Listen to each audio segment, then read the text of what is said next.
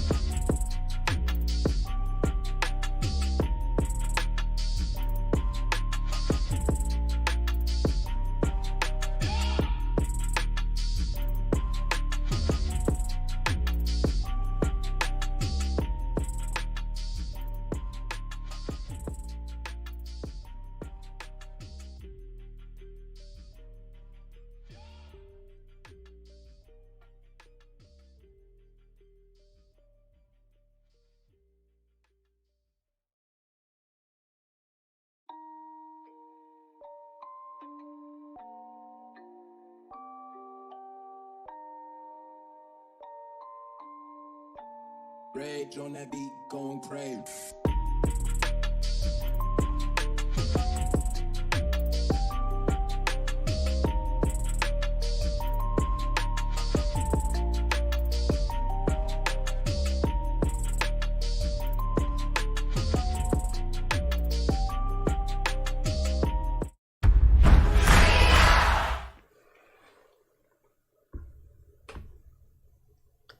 Yokoso, yokoso, welcome,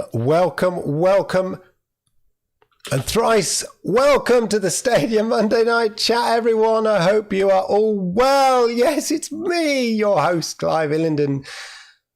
What a week in Stadia. What a show. Yes, we shall be discussing good stuff. And yes, we shall be discussing the Twitter apocalypse and so much more, ladies and gentlemen. Remember, folks, he says bang here, say hi in the chat, say hello to everybody, throw questions in there for the end if we get a chance, of course. Just in my mic there. Avail yourself to the super chats. Hello, everybody. Hello, Dave. Hello, Ray. Hello, Chris. Dazadini, Cloud Gaming, X21. I missed some other people there. Jerry. Kumar, thank you for shooting me on a regular basis. Ray and everybody else. Paul, welcome. Avail yourself to the super chats if you should wish. Remember, hit the likes because that's really important. It means a lot and really helps with things. And if you're new here, hey, say hello to everyone. We're all friendly. Subscribe. Hit that subscribe button. Hit the notification bell, and then you'll know when I go live. Chat, I hope you are well. Stadia Talk, how are you? Chase, hello, Hell Monkey. I hope you've all been good. Let me know what you've been playing and all of that. But gosh, what a week. What a week. A lot to get on. Apologies I don't say hello to everybody. We've got a lot to get through today. It was a big week. It was the week of 3 days of good stuff. And obviously preceding that was the inevitable hype and build-up. Woo!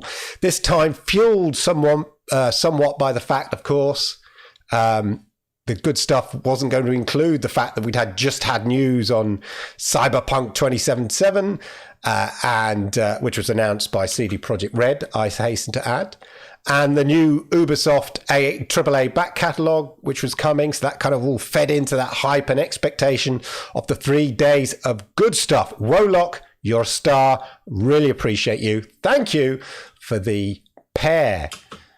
Hey, you. Anyway, the hype train, ladies and gentlemen, the hype train was on full speed. Whoop, whoop. Speculation was, as ever, off the scale. Despite the fact, ladies and gentlemen, it was clear, as I said last week, what would we be getting? We would be getting games, and more games.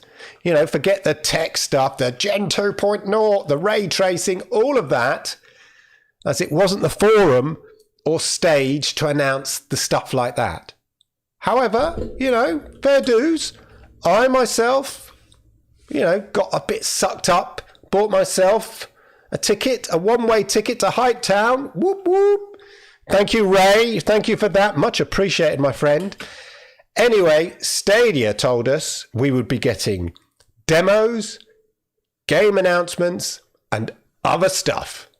So the question is, ladies and gentlemen, what did we get? What was the good stuff? So I'm not going to go through it in lots of detail because you all knew it, you all watched it.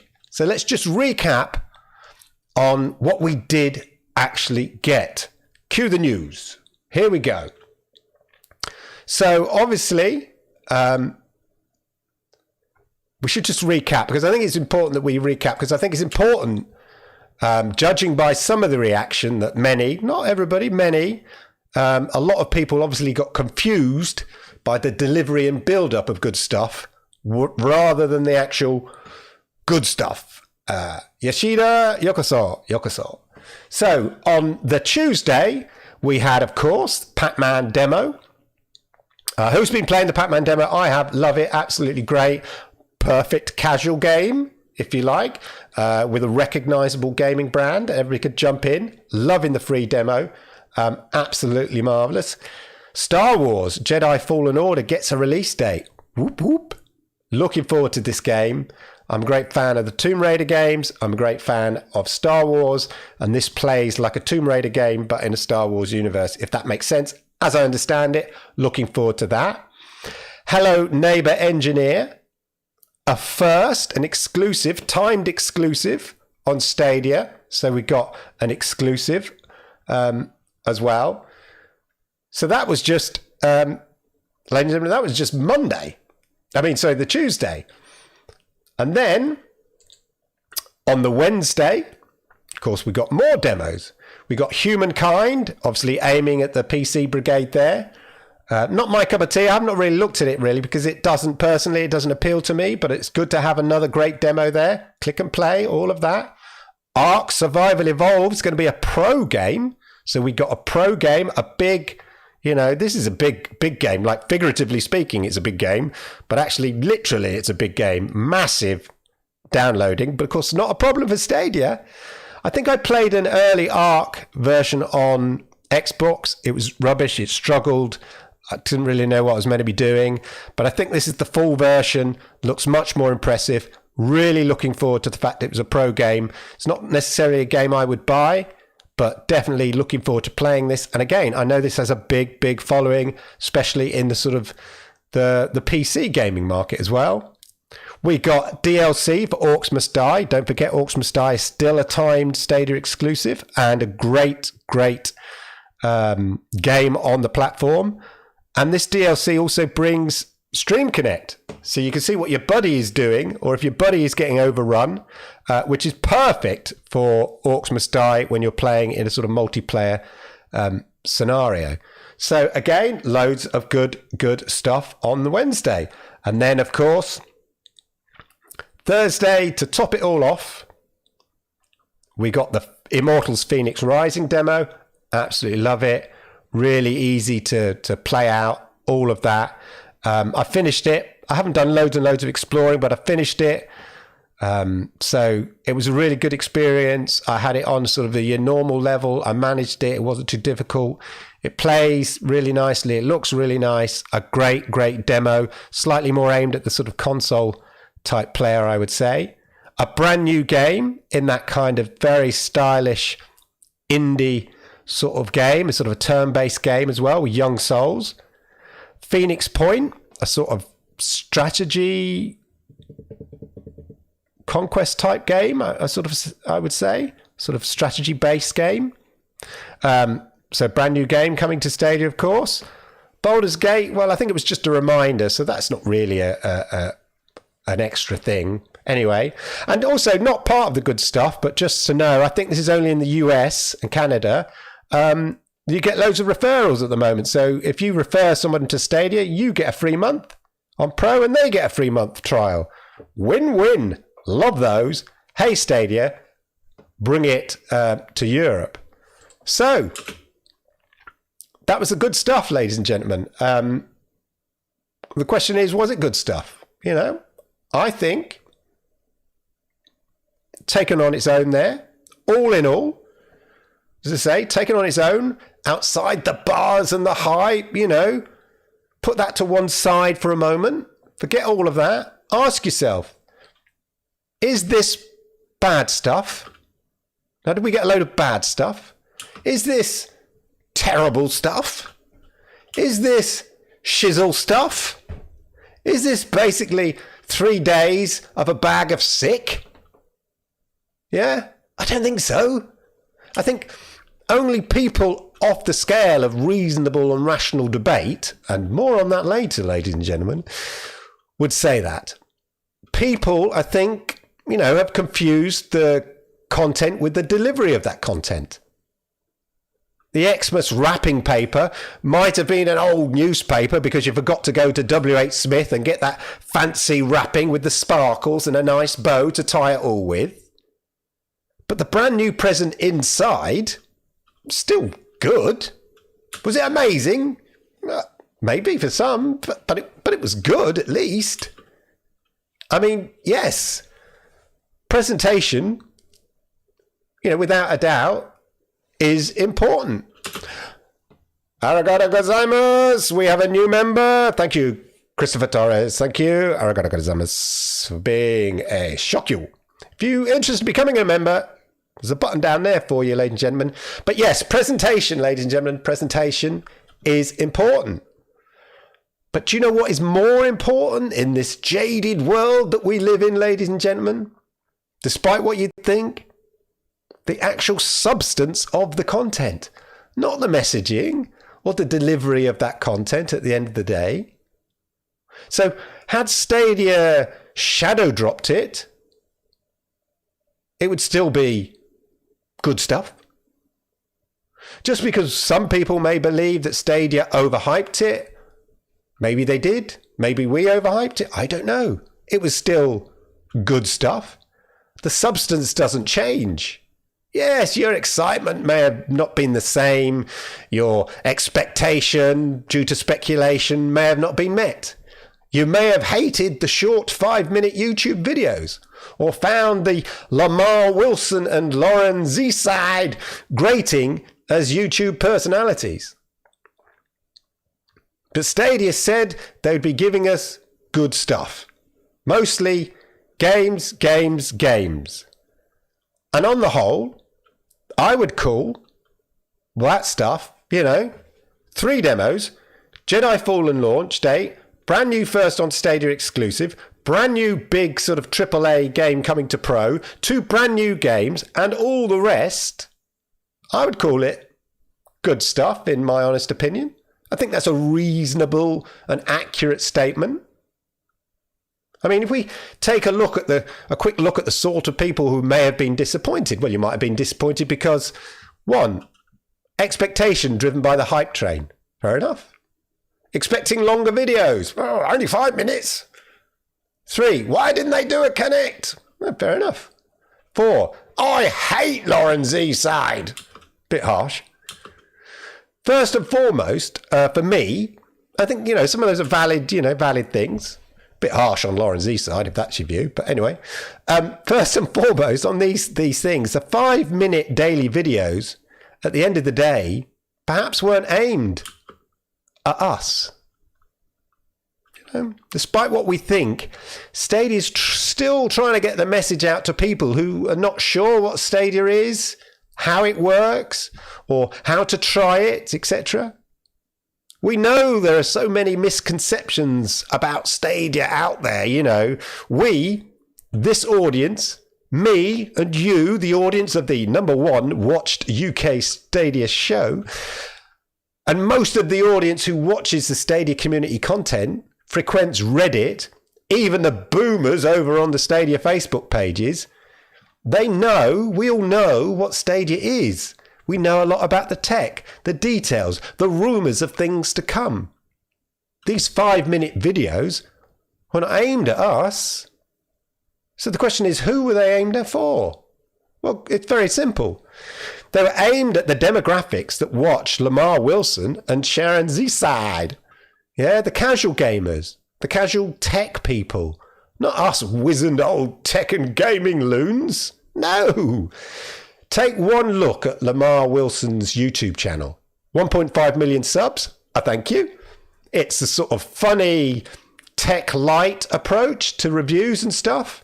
It's not too deep or technical. It's sort of mainstream tech-ish, fun and accessible. Lauren Z-Side, 4+ million subs. Quirky fun games like Sims, Among Us, silly video reviews. You might not like the presenters, which thus underline how these 5-minute mini connects were not for you, but they speak to the audience that Stadia is targeting at the moment. Yeah, the casual gaming, the tech-like enthusiasts. Another thing about the 5-minute videos, of course, are that they are easily consumable and shareable formats with a very specific one link to click and play the demos. And I've already seen 30-second versions of those condensed, specifically around the demos, so they can be shared on social media by Stadia stuff. I mean, the 5 minutes is sweet, short, delivers a lot of content, and has a unique free-to-play demo at the end for each of those videos. Stick that all together with the 3 demo links at the end. It doesn't really allow the chance for each demo to breathe. And bear in mind that each demo is aimed very much at very different specific gamer types. The casual gamer, perhaps the PC gamer, and then the console type gamer. So yes, personally, I would have loved a more detailed connect with Phil Harrison talking about Stadia and its strategy and the roadmap and the great games, that would have suited me. That would have suited me. And maybe would have suited some of you. But the average consumer is not interested in the company boss and the business strategy and to some degree the nitty-gritty of the tech. They just want to know what fun games are coming with fun, quirky, zany presenters. This was obviously a clear move away from the Stadia employee-presented videos to more mainstream YouTube personality-driven videos, which fits the strategy of the sort of symbiotic relationship between YouTube and Stadia. Symbiotic relationship. That's a phrase I'm sure we might be talking about later. So mark it on your word bingo card, ladies and gentlemen. Symbiotic relationship. So this takes me nicely onto the click and play demos. Oh my gosh. We're seeing such good response to this. This is such a powerful feature of Stadia and, in fairness, other cloud gaming platforms. The ability to able to offer a demo of a game that you just literally click and play, or click and enter your email if you don't have Stadia, then play instantly. It's something many people have been asking for, for a long time. And I don't doubt that this has always been part of Stadia's business plan. But now we have it in action, ladies and gentlemen. We see the real power. Not click, download it, play it in 30 minutes time when it's finally downloaded if I've got the space on my drive. I can't be bothered. No, your curiosity can be satisfied instantly with click to play. The strategy is already working, especially with Fenyx Immortals Rising. I've seen countless reviews now of the title featuring Stadia. I've seen previously skeptical gaming channels surprised at how good Stadia actually is. I mean, hey, who knew? Surprising what happens when you're trying something yourself. Here, for example, is The Escapists, one of which is a cynic and critic of Stadia in the past. Let's hear what he had to say. Bear with me while I find the clip. Where was it? Here. Okay. Let's get that.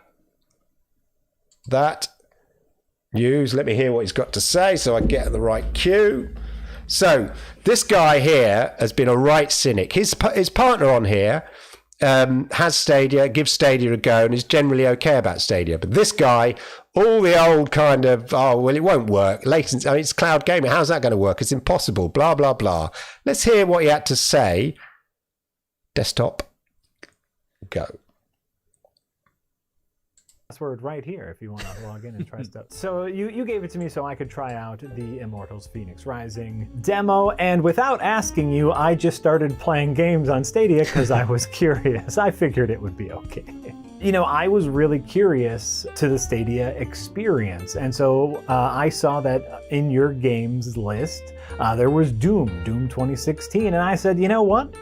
I'm going to play some Doom and just see how it handles. Okay. And of course, you know, for those of you who don't know, Stadia is all internet based, which means you don't have to download Doom to play Doom. You just start playing Doom, everything through the internet. And here's the thing, it looked great and it played incredibly smooth. I did not notice any lags, any hiccups, any loading times. More excessive than Stadia cynic. Any more loading times than would be in a regular game of Doom, of course. But I was playing Doom 2016 over the internet, and it looked good, and it played crazy smooth. Crazy smooth, ladies and gentlemen. That guy was a former cynic and critic of Stadia. I still, you know, questions the business model about owning games, and yet he also admits that he's losing that battle about, yeah, but you don't own your games. And his friend here chuckles at him about it. And so, you know, the bald-headed geezer knows, what am I talking about? The bald-headed geezer knows that he's losing that argument anyway, and realizes that actually no one owns their own games nowadays. But that's the only sort of thing he's holding on to in his sort of ongoing criticism of Stadia. So it's just sort of interesting that, you know, you're beginning to see that was through the demo. He originally only was going to test. I don't know why he needed his friend's login to do the demo, which was a bit misleading because he could just put in his own email. He wouldn't have signed up. But he borrowed his friend's login. And as I say, he also then thought, wow, it's working on the old Immortals Fenyx demo. Oh, there's Doom 2016. I'll give that a go. And as we know, you try it, it's very good. It's raising the profile of in the general gaming mindset. People are getting to try the tech, and people are actually surprised. Do you know what? The irony is, if anything, the misinformation around cloud gaming and Stadia and, well, cloud gaming is impossible because of latency issues, and all of that has actually set the expectation bar so low that the net result is when people actually try it for themselves, they're blown away. I mean, you can see anecdotal evidence. Again, let me just go over here. So this was posted, somebody put it on Twitter, but the comment was actually copied and then shared on Reddit. But I just think it's quite an interesting thing here, but an example. This is not unique. This is a very similar example I've seen before. My PC is over 5 years old with stock graphics card from Dell. I just played the demo for Immortals Fenyx. It ran beautifully. I really like the game, but I freaking absolutely love the tech. Oh my God, this is Stadia. The same Stadia I've heard nothing but negatives about for months. I'm simply blown away by this. It took me literally 5 minutes to sign up and start playing this demo using my PS4 DualShock. I'm literally dumbstruck right now. And I've seen a number of tweets or a number of entrants on Reddit that sort of follow that sort of very similar wording. So this is about actually... So this was on Reddit as well, but this was about Baldur's Gate. I've been gaming for 30 years. Being able to play Baldur's Gate within 5 minutes on my Chromebook was definitely a highlight. The potential of this was instantly apparent, in my opinion. It was so easy to just jump up in and play, and not having to worry about upgrading hardware, but still getting quality graphics is great. I'm getting older, I know what you mean, and don't have time or money for that anyway. My first game was Joust on the Atari. Wow, he's as old as me at least. So I don't need bleeding edge graphical quality. Getting to play Cyberpunk 2077 with graphics better than a base PS4 on my phone is magic, and I'm in. All I'd like is more games, which I'm sure they're working on. Well, you can, my friend, you can bet your bottom dollar they're working on it. We know it. We got tons of games coming, ladies. So, it's examples like that, ladies and gentlemen, that I'm seeing more and more on Twitter, especially around the Immortal Fenyx demo. And I think it's a really, really positive sign. As I say, we're getting more and more people in Reddit saying things like this on Twitter, mainstream press and reviews, who have been cynical and ha about Stadia, all the Stadia memes and stuff. But actually, it works. You and I know it works. That's always been the frustration for me, and I know for many of you. The frustration with the misinformed articles that say it doesn't, or stated there would obviously be too much lag and latency, so cloud gaming just can't work, etc. When most of us just play every day. It looks great. It plays great. It feels great. We just want people to try Stadia for themselves, to experience what we have. Click and play demos with just an email required. Do that. I mean, yes, by all means, question the size of the games library. Be unsure of the business model. Question the player base. All legitimate positions to take, I guess, and ask questions about. But tech-wise, try it, as the escapists say. And mind-blowing. So the demos clearly are working. And I think I saw Bryant from Nerve Channel say maybe they should do monthly demos. That's not a bad idea. They're getting people to try the games, to see that Stadia actually works, and then they go, actually, I might try some more stuff. I might give the free Stadia Trial Pro a go and see how great Destiny 2 looks. When a product works and is good, try before you buy, plus word of mouth, is a great selling point. And we've seen the broad genre of the demos, the 3 demos. There's a little something for everyone to try. The casual gamer, the old school gamers with Pac-Man, the PC nerdy strategists gamers with Humankind, the console type with Breath of the Wild type fans for, Fenyx.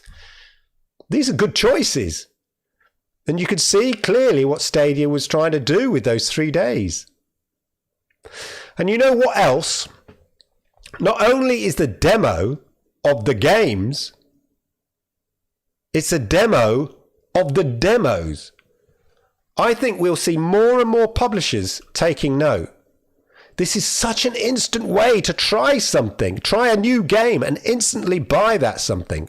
Suddenly the option to buy your games on Stadia, the option to actually own your games, buy your games, rather than only having a subscription access model like xCloud or Luna, that option to buy the games, try them, and then buy them suddenly becomes a very compelling option for consumers and publishers. It's a win-win. The Stadia business model sucks, question marks. Think again. So yes, was it good stuff? That was the question. Yes, I think we can safely say good stuff. And don't forget, my short-memoried friends out there, between now and Xmas, we have Watchdog Legions on the 29th of October. That's this week. Sekiro on the 29th of October. That's this week, people. Hello Neighbor Hide and Seek on the 1st of November. Assassin's Creed Valhalla on the 10th of November. Cyberpunk 2077 on the 19th of November. Jedi Fallen on the 23rd of November. Chronos on the 1st of December. Immortals Fenyx on the 3rd of December. And I've not even included Just Dance 2021, Family Feud, Chris Tales, Pac-Man, which are all arriving over these weeks, plus whatever the November Pro titles are going to be, and other news announcements that may happen between now and Christmas. So, Stadia is in a good position, and it's building nicely, just as it always has been.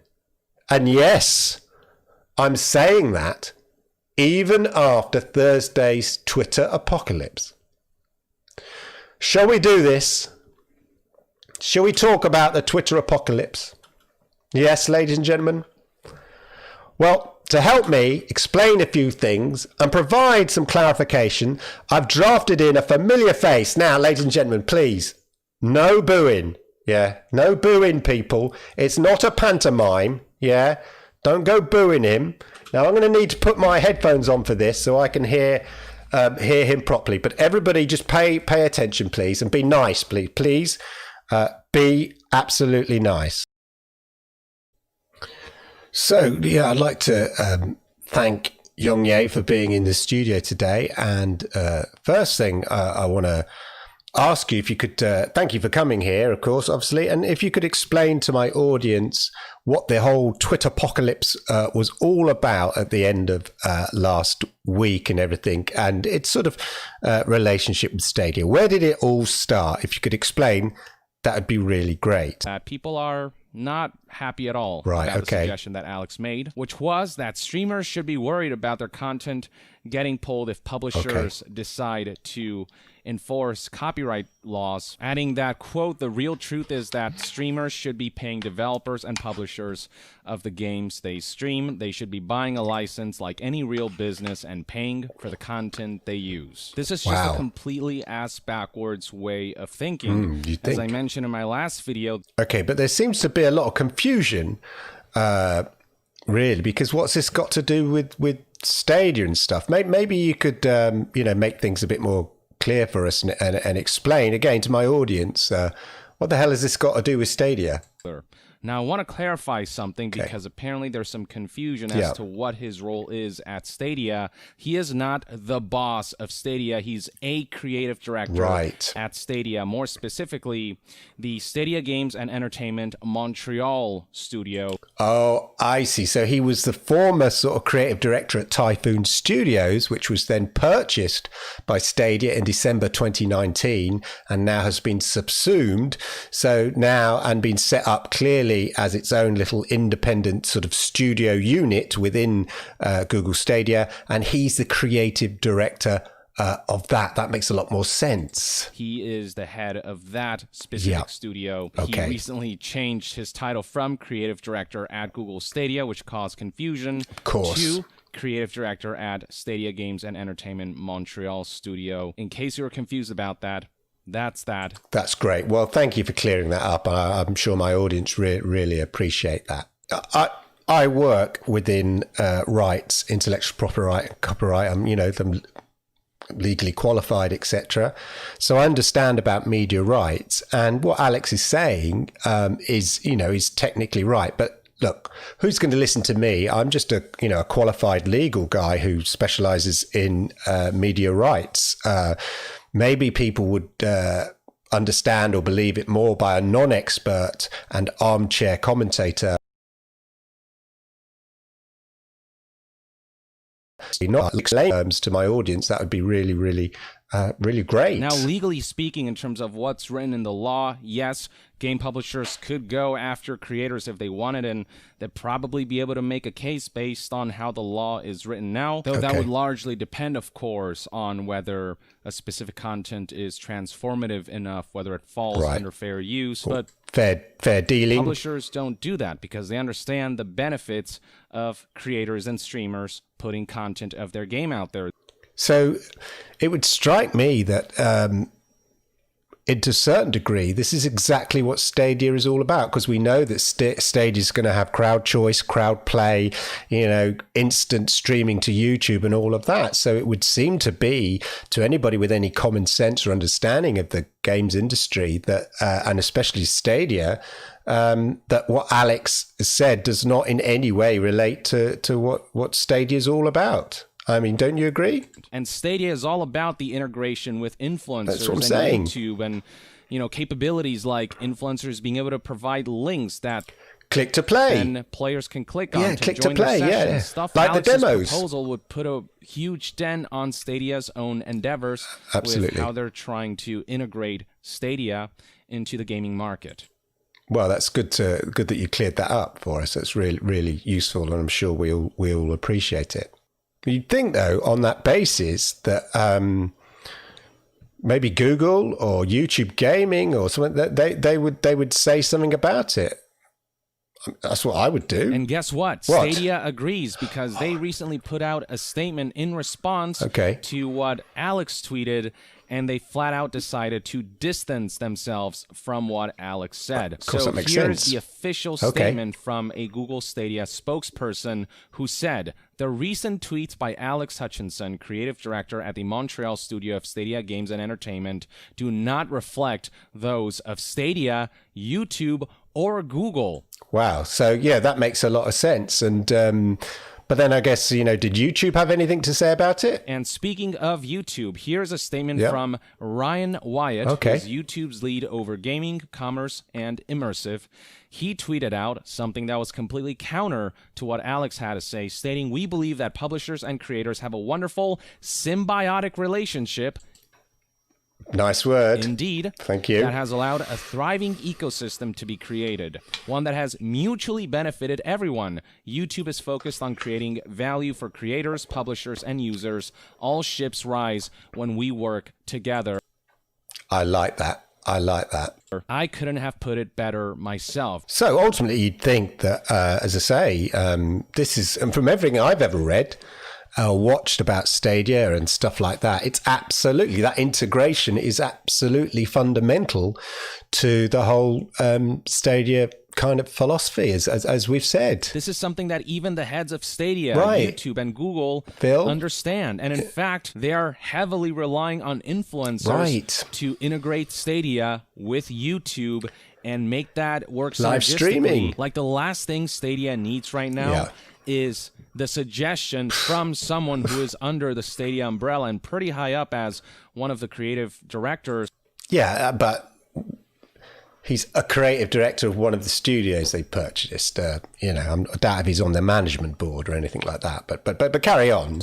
I guess what helped fuel this whole kind of connection with Stadia and helped get Stadia trending was the kind of key influencers, like big streamers like Dr. Disrespect went out of his way to highlight Alex's tweet and kind of make fun of it. You've got Gothaline, who said a lot of people quote tweeting this hot take about how streamers should need a license from publishers to stream their games. I think we should be more concerned that anyone that works at Google Stadia is giving business advice. Well, yeah, good job he's only a creative director of one of their studios rather than on the management board or anything like that. That's what I'd say.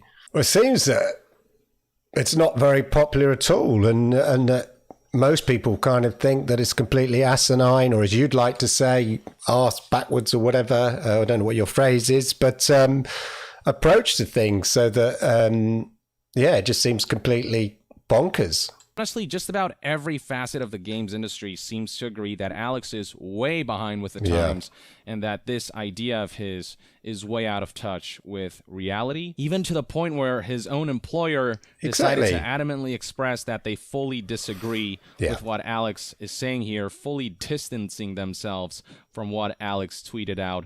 So would you say that... how does his idea fit in with Stadia in general? That completely goes against what Stadia and YouTube are trying to go for. Right. So the guy's drawn a lot of backlash with this suggestion. So how do you think all this confusion sort of came about in the first place? And because he initially labeled himself as creative director at Google Stadia, that caused confusion. The confusion caused a lot of people to associate his statement with the Stadia brand. And so Stadia as a platform is facing negative PR, which is the last thing they need given the poor state of the platform. What are you talking about? Now, come on, I thought you were being sensible and rational here, and you've gone and spoilt it now, haven't you? Right now.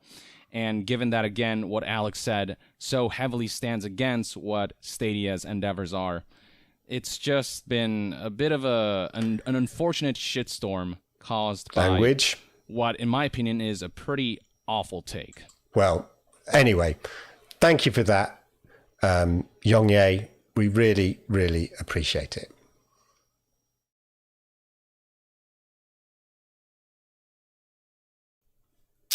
There we go. So thank you for that, Yongye. Say goodbye to Yongye, everybody. Thank you for that. So that was... so there we are. That was Yongye, ladies and gentlemen. And, explaining to many of his viewers that they would be foolish to think this is anything to do with Stadia. And as I say... I have to agree with him. You would be foolish to think it was anything to Stadia because it's completely the statement that Alex made, former Typhoon Studios made, is completely counter to the whole Stadia business model. Even someone like Yongye realizes that and made that clear. So hashtag Stadia started trending. Many in this community went into their kind of Chicken Little mode and, oh no, it's all gone wrong. And the old phrase, that's it, I'm done with Stadia phrase started bandied about in forums as people attempted to smash up their virtual cloud gaming machine. That's the thing for you. You can't throw your cloud gaming machine out the window. You can't break your Stadia. It lives in the cloud, you damn fool. So this statement has nothing to do with the games. If you were having fun playing the games Thursday afternoon, you're still going to have fun playing the games Friday afternoon. So nothing was changed by a statement of some random employee of the company. So you're being ridiculous. Once again, obviously, the Stadia haters, they had their fun. They trolled us, didn't they? The cheeky little ones, you cheeky monkeys, But it soon died down. Yeah, why? Because the Stadia connection thing is pure conflation. And it just doesn't hold water. Even to a Stadia hater like Yongye, it doesn't hold water. It lacks the oxygen it needs to burn long.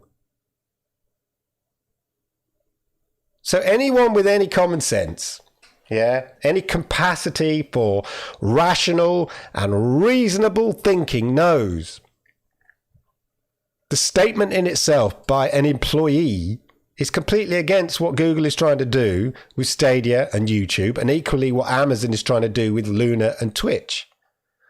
And sure enough, like a Twitter storm of the day, it passed by. I mean, sure, it felt pretty windy and dramatic in our little Stadia bubble, but hey, at least Stadia was trending. And most of the noise around it was not really Stadia related. If you see the Jack Septic tweet, it wasn't about Stadia. To quote Oscar Wilde, there's only one thing in life worse than being talked about, And that is not being talked about. Anyhow, all of this and the Yongye videos, which I found myself oddly agreeing with in places, got me thinking. It got me to question and reevaluate my approach to Stadia. Yes, people.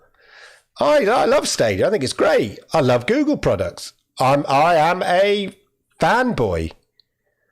But with that comes a certain blind faith. You know? And if you're someone like me who wants to rely on rational fact-based thinking, you need to keep that blind faith in check. When you take a pulse of the gaming community in general, there does seem to be a very specific negativity towards Stadia, and has been from day one. Much of it fueled by misinformation, falsehoods, and general ignorance. And as a result, you'll have people like me vehemently defending and myth-busting and showing people up for their general ignorance on all things Stadia, where I see it.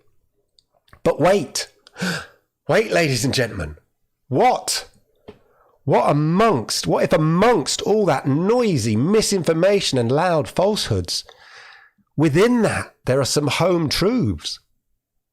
What if I and many of us are throwing all the criticism out of the window? Yeah, we're throwing the baby out with the bathwater. What if there is some legitimacy and some valid criticism amongst all those dregs and fools? There is constant criticism in the gaming press and YouTube gaming commentary channels. And incidents like the Alex tweet brings it all out into the open. Just when you think you're in top of the old whack-a-mole kind of misinformation and falsehoods and Stadia was sort of getting there, you know, all the trolls pop out again. I mean, you know what they say? If it looks like a duck, it walks like a duck, it quacks like a duck, it's a duck. So does that mean, does Stadia suck? No, of course not. That's ridiculous, but I got your attention. But how do we make sure we filter out the legitimate concerns and criticisms that do exist in people's mind? I am personally happy with the games in general. Yes, I can see the value of having games like Fortnite, Call of Duty, Apex Legends, Fall Guys, Among Us, etc. I could see the value of having them on Stadia because they're some of the most popular games around at the moment. And it would give Stadia a sort of an immediate, simple, short-term legitimacy in gamers' minds.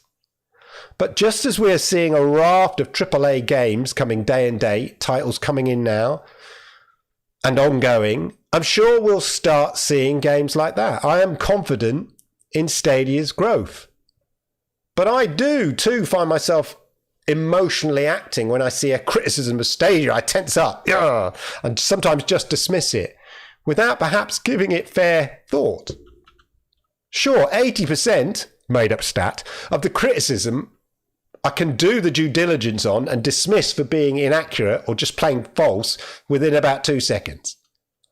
But what about the other 20% that can't instantly be disproved? Yeah, that seem valid positions to take. Is there a boundary in the realm in which we can have legitimate and rational debate about Stadia? What are the edges, the boundary lines of that debate area? And it was Yongye, of all people, who had me thinking about this. And the upshot, ladies and gentlemen, is that Yongye's position was reasonable on some of the points where he was sort of clarifying this is nothing to do with Stadia, where he was factually correct. But how is it I can agree with Yongye on that, but then instantly dismiss everything else he says because he doesn't like Stadia? And therefore, anything he says is invalid. Surely I can't be selective. I mean, of course, he does say loads and loads of stuff that's just wrong or deeply flawed. And we can debate that and prove him wrong with clear, rational debate. No problem. That's not the issue. Okay. So, what is the solution to rational debate? Well, it's simple, ladies and gentlemen. We use my brand new patent-pending spectrum of Stadia debate. And here it is, ladies and gentlemen. Here it is. Let me just call it up. This is my spectrum of Stadia debate. Right. Let me just move my camera so you can see this. I want you to see this clearly. I'm going to put my camera up there. Let's shrink it down a bit there. There we go. And okay, ladies and gentlemen, the spectrum of Stadia debate. This is the spectrum of Stadia debate. Down here, you can see here in the bottom left-hand corner, just above my name there, is Stadia. We love Stadia. This is the sort of absolutely extreme Stadia fanboy over here. Here is, Stadia's a load of shit and I hate it, over here. And then off here is off the scale, okay? So here's me. I'm on the scale here.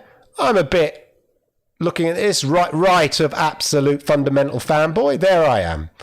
Right on the far right there, right on the edge of the boundary of the spectrum is Yongye. So in reality, you're either on my side of the conversation or beyond it, off the scale. This is off the scale. Here we have Layman Gaming. Okay, Layman Gaming from Australia, off the scale. Yeah, they haven't tried Stadia. All they do is criticize Stadia. Don't even know what it is really. So they're not even in the conversation. They're off the scale. Up in the corner there, we've got Dreamcast Guy, ladies and gentlemen. Strictly speaking, he shouldn't even fit on the page. Yeah, he's so out of touch. He's got a very dodgy look. He looks like a criminal in that photograph. Not that you could judge criminals, but you know what I mean. It looks very dodgy. Looks like a wanted poster. Anyway, he's right off the edge there. He's right off the edge. He's off the scale. He's far beyond where Yongye is. This area here, ladies and gentlemen, this area in the middle, Yongye just creeps onto right onto the edge of it, just about. I'm in there. Is the area of reasonable discourse, ladies and gentlemen. This is the area of reasonable discourse. So, for example, here is Alana Pierce. Okay, Alana Pierce. I'm putting her here on the scale. Okay, maybe a bit more in the middle, I don't know. Obviously, the Inside Gaming boys, they're probably to the right of Yongye, trying to pull her further down the scale. But I think she's there. But the reason she's there, she's tried the tech. You know, she's got questions about the games, the business model, but she's tried the tech, it works, and she loves it, and she sees that it has potential for the sort of people who might want to use cloud gaming. So she's in the area of reasonable discourse. I'm happy to have a conversation with her. I'm less happy to have a conversation with her giggling colleagues from Inside Gaming who are the other side of Yongye and therefore not part of reasonable discourse on Stadia. So there we go, ladies and gentlemen. That is my area of reasonable discourse. Let me know where you think you fit on the area of reasonable discourse. And it'd be very interesting. Maybe we should keep this, and every so often I can add people to it and share it on Twitter, where we think, and see if there's any movement. I'm sure there's been movement. And we've seen people who have been the other side of Yongye who are now probably in the area of reasonable discourse. So that's it, folks. I just wanted to share that with you and share my revelations. Let's have a look at chat if we can. Chat never works when I want it to work, but let's have a little go. Let's fire that up. And we'll see what you've all been talking about. Nothing in chat. Okay.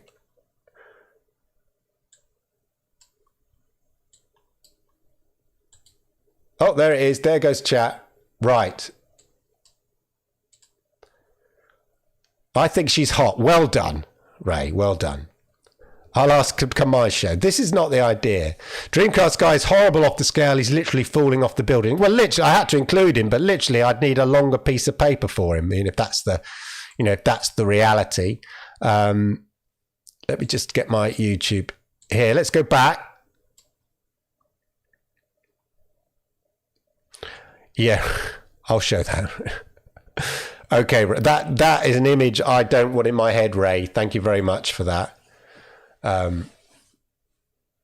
Thanks for having me, Clive. Wrong, yeah, out of toilet paper because I'm full of. Okay, very good. I hope you enjoyed my little wrong ye. But there's a lot of conversation I noticed in there about the debates around, streaming and whether it works and stuff like that, and gets you to, to play the game. Have I practiced, Clive? I practice a lot. Don't worry, man, Victor. It's taken me a lot of work to do that stupid video with Yong. Oh my Lord. But anyway, I'm glad you appreciate it. Imagine if he did come on my show in real life, ladies and gentlemen, not to break the illusion, whatever, but imagine that. Maybe I should approach him. I'll go on his show. He come on mine.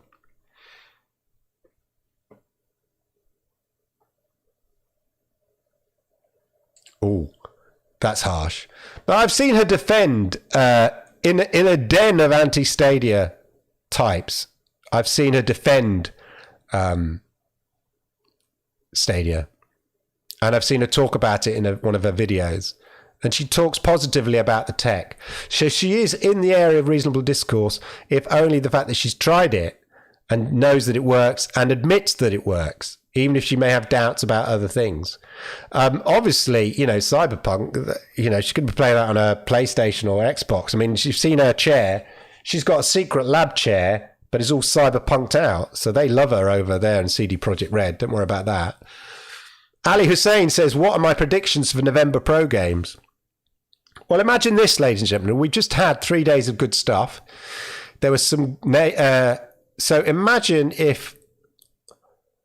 we get, I don't know, between 4 to 6 pro games. That might be reasonable. It might not be 6 this time round. But imagine if there's a brand new game that we don't know about. What about Sniper Elite? Yeah? Sniper Elite. Ali, I'm going to say Sniper Elite might be one of the pro games. Because, what's it called? Their other game was a pro game. The Brigade, the Strange Brigade. Wasn't that a pro game? Zombies was a pro game. So I'm thinking... Oh, there we are. I'm thinking maybe Sniper Elite is a pro game. Let me know. Guys, it's a good question there by Ali. What do you think will be pro games?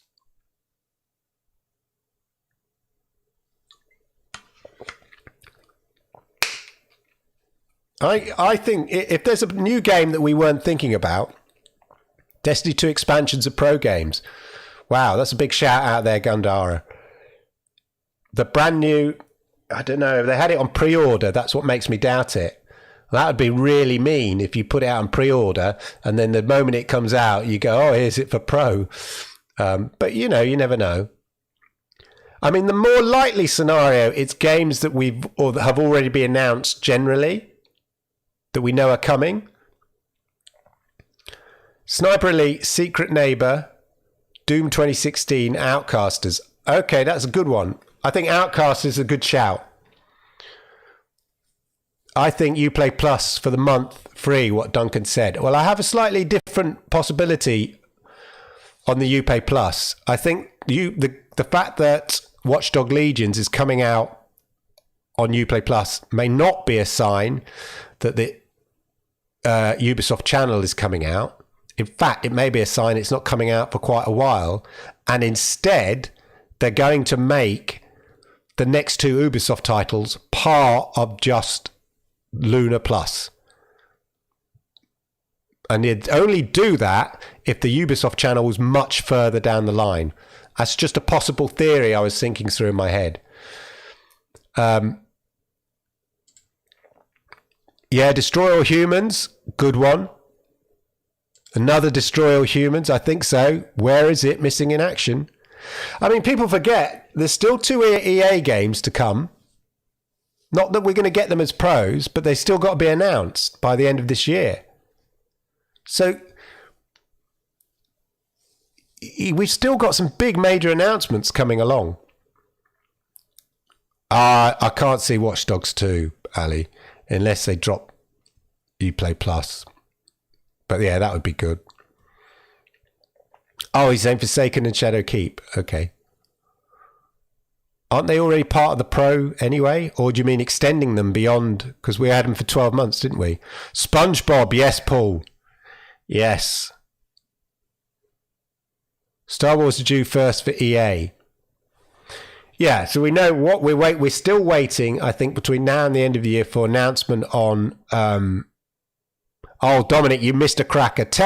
Hey, chat, tell Dominic what he missed.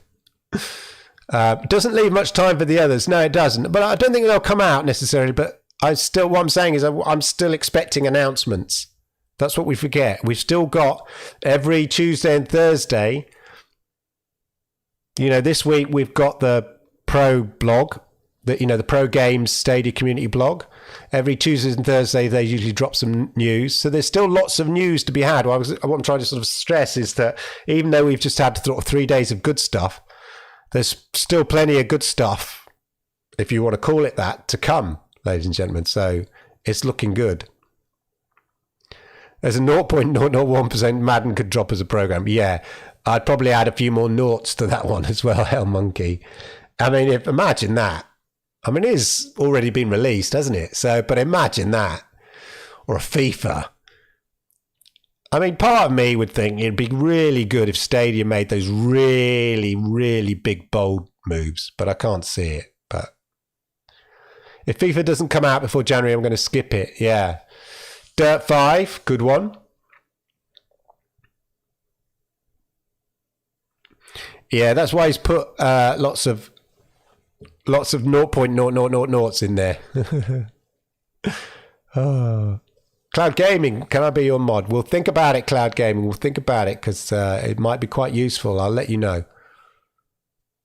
Pac-Man will probably be pro. Yeah, it might not be pro. I mean, it could be. Might not be pro this November, but it might be pro in 3 months' time or something, I can imagine. That's a good question, Dominic. Would you be happy if just one pro game? You know what? Even if it wasn't a game that I wanted, but it was so big and significant that made you go, wow. Yeah. I mean, I don't play FIFA, but I would play it if it was a pro game. Ironically enough, I'm a Pro Evo player. So if Pro Evo was a pro game, Pro Evo. Yeah, that's an interesting one. Does the bigger the game mean... in terms of relative to its release date and this AAA size, mean less games? Or if the games don't feel AAA or are older AAA games, are there more of them? It's interesting. Fogs. Good one, Ray. Fogs would be good. But I think it's valid power, fantastic. If you don't like sports games, and you wouldn't be happy with FIFA, that's fair enough. But would you be happy with the impact that releasing Stadia, the indirect impact it would have to your gaming experience if they dropped a massive game? They're not going to do it, ladies and gentlemen. They're not going to do it. A massive game like FIFA as a pro. Imagine all the people who then sign up and then thus widen the Stadia player base, which might help you in other games. So that's what I'm saying. You might not like the game, but if it was big enough to have an impact on Stadia, then yeah. All right. Revolution says Stadia Revolution Dirt 5 isn't coming out till next year. Not sure, to be honest. Somebody can look that up and let me know. Yeah. As I say, it was the same with Madden. I'd probably give it a miss. Not every game. Humankind, I can't see myself, even though the demo's there, I can't see myself trying it. It really lacks no interest to me, even curious interest. But I'm glad it's there because I know that loads of, I've seen a few people in the forums say, we need some PC strategist games, because that's how they speak, of course. We need some PC strategy games like Civilization. Who knows? That's the fun. That is the fun. Paul is confirming here, ladies and gentlemen, early 2021 for Dirt. Maybe you're really revved up. A good-looking Dirt. Oh! November the 6th for Dirt 5. Windbound. How long's that been out now? Maybe a January one. Maybe, or is it too soon? Is it too soon, Ray? Too soon, Ray? Too soon for Windbound?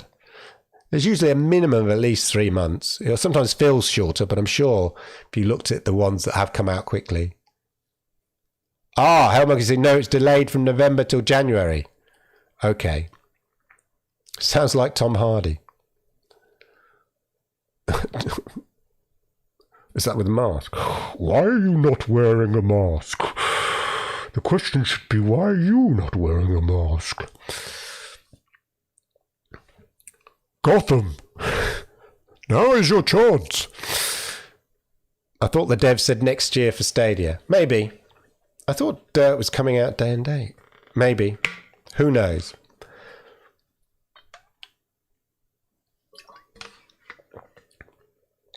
Wow. Yeah, Jerry. Absolutely.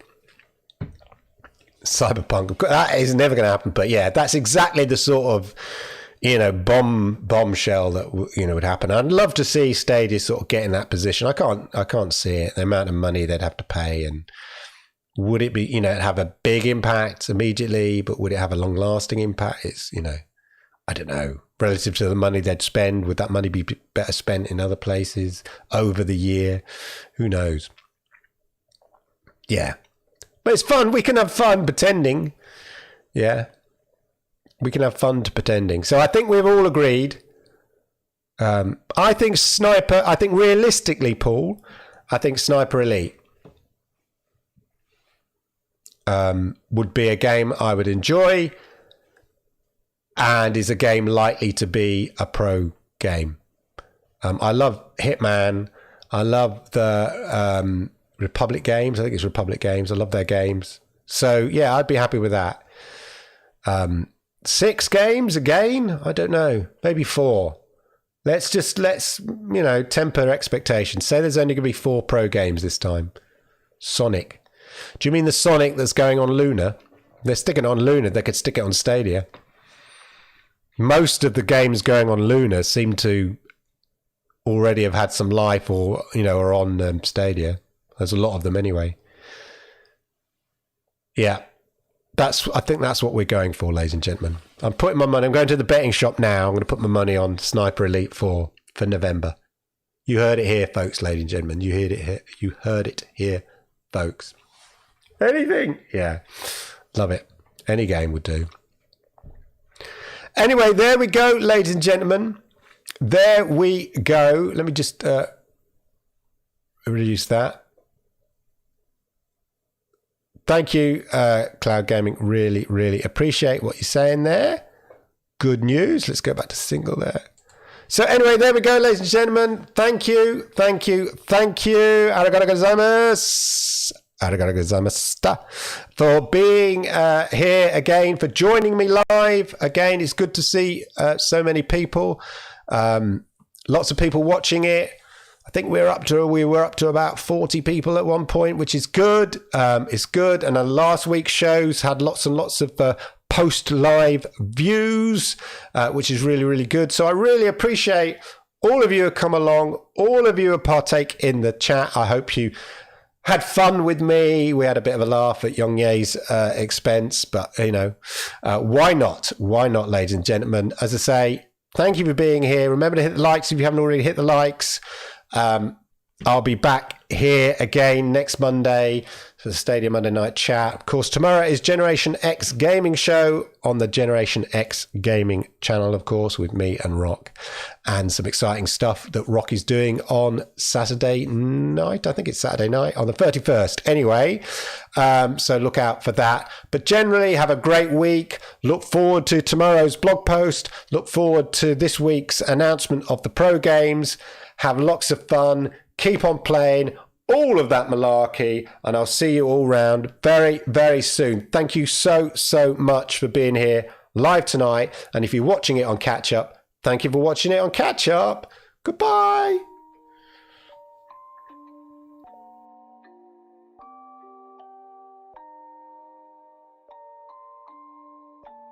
Rage on that beat, going crazy.